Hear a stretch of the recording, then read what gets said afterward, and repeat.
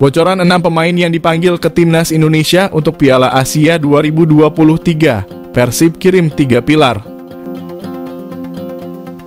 Ada 6 pemain yang sudah terkuak dipanggil Timnas Indonesia untuk Piala Asia 2023. 3 pemain terbaru yang diketahui dipanggil ke skuad Garuda ialah pilar Persib Bandung. Ketiga pemain Persib itu ialah Mark Klok, Edo Febriansah, dan Rachmat Irianto. Sebelum bergabung dengan skuad Timnas, para pemain yang dipanggil ke pemusatan latihan akan menjalani pemeriksaan kesehatan. Pemeriksaan itu berlangsung selama 2 hari di Jakarta. Sebelumnya sudah ada 3 pemain yang nampaknya dipanggil ke Timnas Indonesia. Mereka adalah Yakon Sayuri, Sadil Ramdhani, dan Justin Hubner.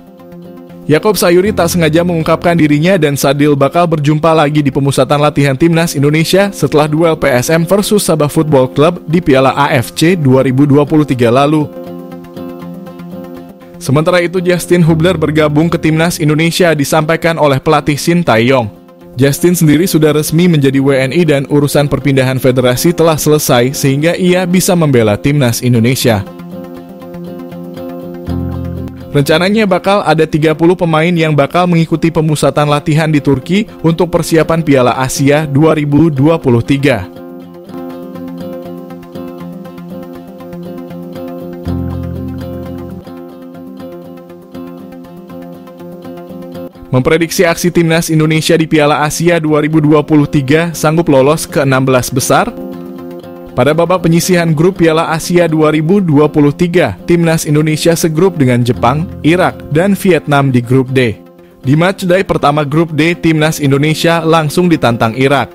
Selang 4 hari kemudian, pasukan Shin Tae-yong itu akan melawan Vietnam. Terakhir, Timnas Indonesia bakal menghadapi negara terkuat Asia, yakni Jepang.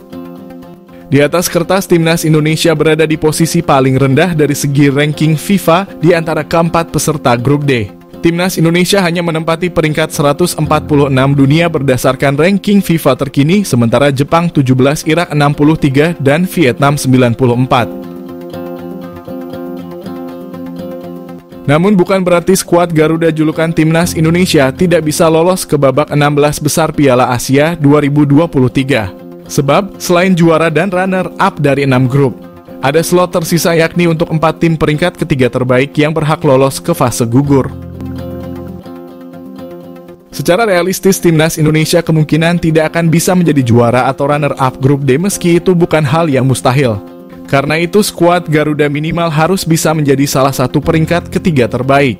Dengan syarat Timnas Indonesia menang atas Vietnam dan imbang kontra Irak, sambil berharap tidak kalah dari Jepang dengan selisih gol yang banyak. Di sisi lain, ada sejumlah prediksi yang dikeluarkan oleh media asing termasuk media Malaysia dan Vietnam.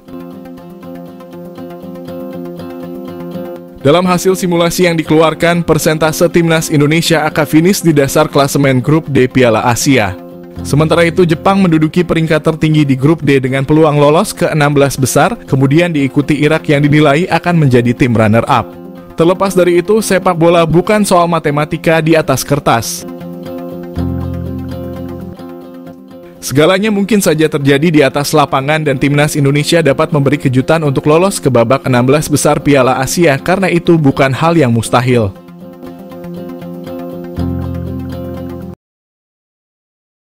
Media Vietnam sebut hanya ada satu cara bagi Timnas Indonesia jika ingin lolos dari grup neraka Piala Asia 2023.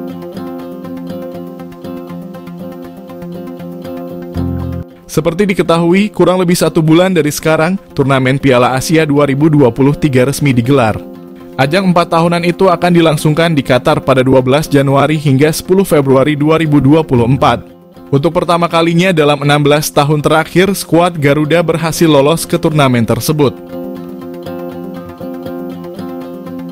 Terakhir kali tim Merah Putih berlaga di ajang tersebut yakni pada tahun 2007. Itu pun mereka menjadi tuan rumah bersama turnamen tersebut.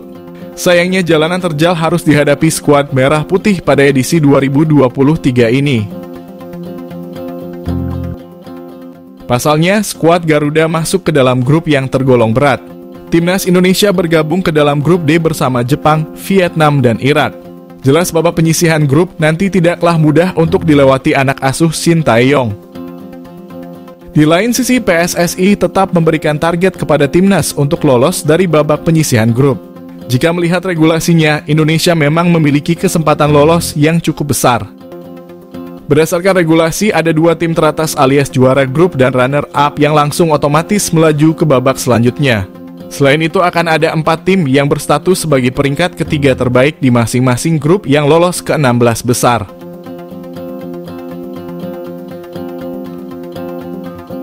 Target PSSI kepada skuad Garuda itu ternyata mencuri perhatian salah satu media Vietnam, yakni Tetao 247. Media asal negeri Naga Biru itu mengakui bahwa tim Merah Putih memang memiliki kesempatan untuk lolos. Namun Sintayong dan anak asuhnya disebut hanya memiliki satu cara agar bisa lolos dari lubang cacing itu. Timnas Indonesia dirasa tak akan mampu bertengger di posisi puncak maupun runner-up. Hal itu dikarenakan mereka dirasa akan sulit bersaing dengan Jepang dan Irak. Oleh karenanya, Garuda diprediksi hanya bisa mengamankan status sebagai tim peringkat ketiga terbaik di turnamen itu. Meski begitu, tim Merah Putih juga masih akan bersaing dengan Vietnam yang merupakan musuh bebuyutan.